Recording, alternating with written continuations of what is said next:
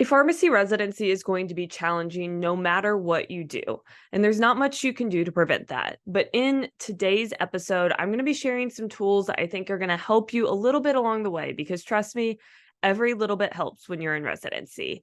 So I want to give a shout out right now to one of my followers on Instagram. Her name is Megan G. She's the one who actually gave me the idea for this episode because she asked me what things that I kept in my desk when I was a resident, and she wanted to know my advice for that. And I thought, well, why don't I just do an entire episode on not just the things that I kept at my desk, but other things that I thought were helpful tools while I was in residency. The first one that I have here is to keep a small notebook with you when you are on rounds. And if you're watching the video version, I'm going to be showing some of these things. If you're watching on audio, don't worry. I will have everything linked in the show notes or description, depending on where you're watching or listening. So a small notebook is really great. You want to get one that's small enough that it can fit in a pocket or be easily carried around. And the reason I like this is sometimes you do have your laptop with you, sometimes you don't. People frequently are like, well, you have notes on your phone. I wanted to avoid keeping any sort of patient information on my phone just for HIPAA reasons, and I didn't want to forget to delete it or anything like that. So I did not put any patient info in my phone. And sometimes when you're on round, you're getting things that somebody needs you to follow up on a specific patient. And I wanted to keep everything in this notebook so I could just cross it out.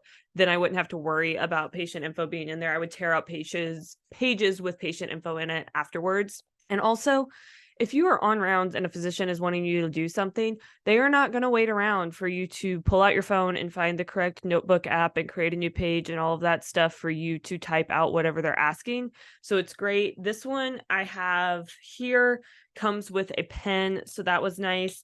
But I also kept these pens that clipped to my badge, and they have like 4 different inks. There's like red, green, blue, black ink in them, and it has a little clip on it. So I just clipped it to my badge so I would always have a pin. So that's another great thing to keep with you. If you are doing non-patient care rotation, so frequently you have to do an admin rotation, I had to do admin and medication safety.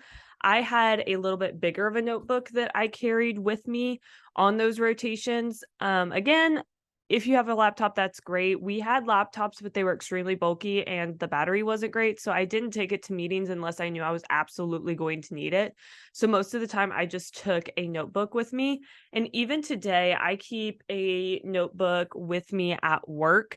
So if I'm going to a meeting with my boss or if we're going somewhere and I just don't need my laptop because it's not that type of a meeting, but there might be some action items I need to take away, I carry a notebook with me. So this is something I have continued even after residency, but small notebooks are super helpful. And also if you just write down things that pop into your head or things that you need to look up because you're hearing about the drug in a meeting and you're not familiar with it, having one of these small notebooks available to you can help you out with that. So my next advice is desk decor.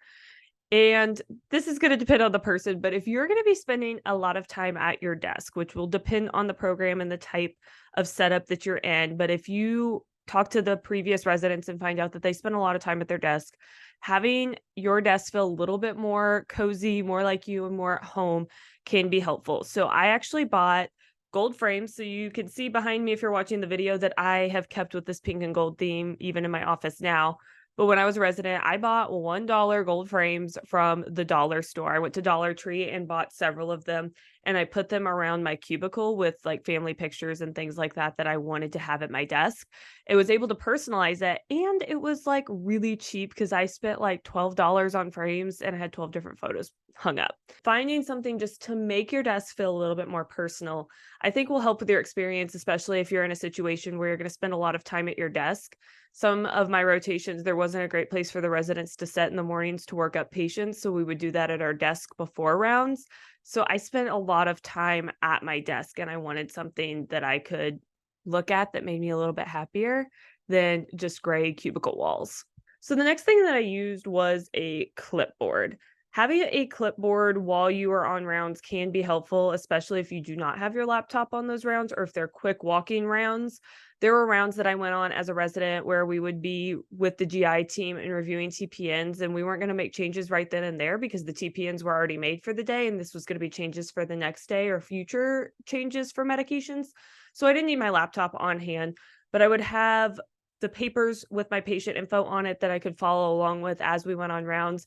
And so having a clipboard that you can put papers underneath is pretty beneficial. And I will link to the one that I had below because I enjoyed using it and I still use it occasionally for meetings and things like that, or interviews that I'm going to be participating in. If you're a resident, you need to have comfy shoes. Now, guys, I can't help you too much here, but ladies, here are my recommendations. Lucky Brand flats. These have been some of my favorite shoes. I got them at Marshall's relatively cheap. You can also get them at Dillard's and online at several different places. I've got some that are leather and black. I have some suede ones. They are really, really comfortable and very affordable price. My favorite shoes for work, otherwise, if I'm wearing scrubs, are cloves. And I guess, guys, you can get cloves too. My grandpa has a pair. I bought some for him because I thought he would like them. But these are incredibly comfortable shoes. One of the things I love about cloves is if you get medication spilled on your shoes, they wipe right off. All you just need to use is a Sani wipe or a Clorox wipe, whatever you have, and it will wipe right off of these shoes. I've taken them to Yellowstone and walked around Yellowstone in them. They are so incredibly comfortable, but invest in a good pair of shoes. Your feet will thank you later. If you are not lucky enough to have an employer that gives you good scrubs, then investing in a pair or two of good scrubs, if it's allowed at your residency site, is so worth it. So I bought scrubs from Metalita, and honestly, I have been using them for years. I love them. They're very comfortable. I also like that they're a little bit stylish. I do have a discount code for those, so I will leave it down below. But the biggest thing I recommend, you need a good work jacket. Hospitals are always cold. I am freezing 95% of the time when I am at work. And so I have got this jacket. I have been wearing it for years. Metalita sent it to me back in, I think, like 2020 or 2021. And so I've had it a couple of years and I wear it pretty much every single day. It is held up. You can get it embroidered. You can just leave it plain, whatever you want to do. But it is worth it to get nice scrubs that you're going to wear. And it isn't a bit of an investment up front, but you want to be comfortable and you want to feel good in the scrubs that you're in. You don't have to spend an arm and a leg. There are tons of brands out there that have really good quality scrubs. You just need to find the ones that work for you. If you are a resident, you need to hide snacks in your desk. And the reason for this is there are going to be times where you can't eat breakfast, or you are going to have to work through lunch, or rounds is going long and you have another meeting coming up in the afternoon and you haven't had a chance to grab food. You need to fuel your body somehow. So I have a few recommendations of things that I like. These Nakoa superfood smoothies are a new thing that I'm trying. My mom and my brother have been trying them and they told me about them. So I got some and they are delicious. They also have just a little bit of protein in them, like 5 grams of plant protein. Delicious and very easy to grab and go. I always kept applesauce in my desk. I know that that's not a grab and go and you had to have a spoon, but I would keep like some plastic silverware in my desk. Sometimes I would just eat this really quick because I could just like scoop it in and just get out to the next meeting if I had like 5 minutes to sit at my desk. Another thing that I keep at my desk even today is I do a lot of snack nuts. So cashews, almonds, things of that nature that are very easy to grab and grow, or you can just get a handful and it can kind of help hold you over until you can get something a little bit more substantial. I also frequently keep just different types of granola bars or things like that in my desk as well. Along those same lines, you need to have a good water bottle. The one that I really enjoy is the Corksicle brand. These keep your drinks cold for a very long time. They have a locking mechanism over the opening, so you don't have to worry about accidentally spilling it if you have that closed. And you're going to be on rounds for a long period of time, or you're going to be sitting at a computer at your desk for long periods of time, and you want your water to be cold and you want to stay hydrated, because that's the easiest way for you to end up getting headaches, and you're not going to perform your best if you have a headache because you are dehydrated. So drink your water on rounds. If you can't have your water bottle with you on rounds, drink a lot of water before and after rounds. If you are a resident, you need to have a gym membership or some sort of gym equipment at your home.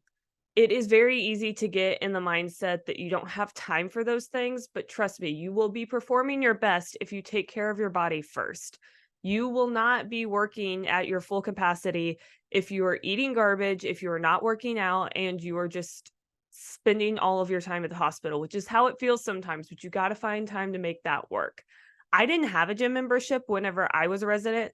I actually bought a punching bag and a mat and just used that in my apartment complex. Kickboxing is not only a great workout, it is also a great stress reliever. So highly recommend. And it was actually perfect for me because I ended up being in residency during the pandemic. And when the pandemic hit, I didn't have to change my routine up that drastically because I already was working out at home. So while I don't anticipate that happening to any residents and moving forward in the future, but if you were like me and didn't want to take the extra time to go to the gym and then come back before work, or make your way to the gym and come back and spend that extra time, having something at home is also a great way to get your workouts in, and it could save you some money on a gym membership. If you are somebody who really likes to go to a gym, I do recommend that you ask your employer if they have any discounts for gyms. So a lot of larger institutions will have some sort of wellness program where you can get discounts if you sign up for local gyms or get a free month or some sort of benefits because they want you to work out, because if you're healthier, that's better for them and their insurance policies. It all unfortunately boils down to that money aspect, but maybe you can get some discounts there that are going to save you a little bit of money and allow you to still get your workout in. The next one that I'm going to tell you about is the Balance app. The Balance app can be incredibly helpful if you are a resident because it not only has meditations that you can do on the go very quickly and are targeted. So if you're feeling stress or anxiety, or you're really trying to come up with an idea, there are meditations to help unlock all of that for you. But my favorite thing at work right now is doing the flow state meditation. And the flow state meditation is very easy to get to, and it's just background music that's supposed to help you focus a little bit better. And so I am in a job where I have to do a lot of reading, and I am not somebody who can listen to music because it has words and I'm like listening to the words and trying to read, and I just can't do both very well. But this is perfect for me because I can put my headphones in, it blocks everything else out, and I really do seem to focus better on whatever my task is at hand, and I can get a lot more done in a shorter period of time. So I highly recommend the Balance app. It also has really good music for falling asleep. So if you're somebody who struggles to fall asleep at night, the Balance app also has something for you. And speaking of things that keep away distractions, get some headphones if you're going to be a resident. Most of your desk space will either be in a space where other people are, whether it's other residents or you're in there with other administrators or other people who have desk. And you're going to want to block out the noise sometimes, especially when you're working on data collection, or you just want to listen to music while you work on things like that. I use the Galaxy Buds because I have a Samsung phone, but you can use whatever headphones are great for you. You can get noise canceling headphones if you're in a very loud area. Just finding some way to pop those headphones in and get a little bit more focused. You can use that Balance app to get in that flow state, and it will help you along the way. Okay, so that was my 10 must-have things that I feel like I used more than anything else or were the most beneficial out of everything that I've used. The next couple things that I'm going to share with you are more nice to haves or might make your life a little bit easier depending on your situation. So the first thing that I used was meal kit service. At the time I was using HelloFresh because I didn't know I had a dairy allergy, or maybe I didn't have one at the time, I don't know. But I really took advantage of those meal kit services. And even though I was living alone at the time because my husband was in Missouri and I was doing my residency in Texas, what I would do is I would get the 2-person kit. And so then I would cook that day, and then I would also have a meal for the next day at lunch. And so I only did like the 3-kit ones because, let's be honest, I was not going to cook every single night. And some nights I was staffing in there super late. So I was just grabbing something on the way home. But it was nice to have at least a few meals a week that I was cooking that were more like home cooked meals that were easy and simple to follow. And I was not having to go to the grocery store and buy a bunch of things. However, when I did go to the grocery store, I frequently would do the grocery curbside pickup. It's a way to make it so much easier for you and save you time. So what I would do is, as I thought of things throughout the week, I would just put them into the app instead of adding them to a list. I would just add it in the app that I was going to purchase that. And so when I would go in at the end of the week, all I was really doing was switching out things that it said that were out of stock, maybe changing the size or deciding if I wanted a different brand. And then I was just hitting send and then picking it up at some point on that weekend when I was running my other errands, but it saved me a ton of time. The next thing I recommend is booking some time to explore the new city you're in if you've moved to somewhere else. Or if you're not somewhere new, I'm sure there are plenty of activities or places that you haven't seen where you're at. So booking some time to grab tickets to those things and doing different events. Some of my best memories in residency were visiting the Texas State Fair or going to the Arboretum in the fall and seeing the Halloween decorations, which is really more fall decorations. They did the Great Pumpkin Charlie Brown theme the year I was there. And I just really enjoyed going and seeing some of the local places and things that were available in the Dallas-Fort Worth area, which is where I did my residency. You also need to try to carve out time to continue your hobbies. So if you like to read, or for me, I was doing YouTube videos, and sometimes you just need time to watch Netflix or YouTube and just lay on the couch. Book time to relax throughout your residency. Do not spend every single moment on your weekends or days off working. There may be weekends or days where you are really behind and you have to take some time to do that. I get that. But even if you have a weekend where you're going to need to do some catch up, you also need to do some resting. And then my last recommendation for you, I know you probably don't have a ton of free time, so you may want to do this on an audiobook when you're driving to work, but that is this book called How Are You Really by Jenna Kutcher. I wish I would have found this book a long time ago. It is a book that helps you really think about how to check in with yourself, which is incredibly important in residency because you can get so bogged down in the work and you're doing a lot of work. And you're doing a lot of emotionally heavy work because you are taking care of patients. You are attending most likely all of the codes that are happening at your facility if you are in an inpatient residency. And that can be very, very draining. And so learning the practice of checking in with yourself can be incredibly beneficial while you're in residency. So I highly recommend that book.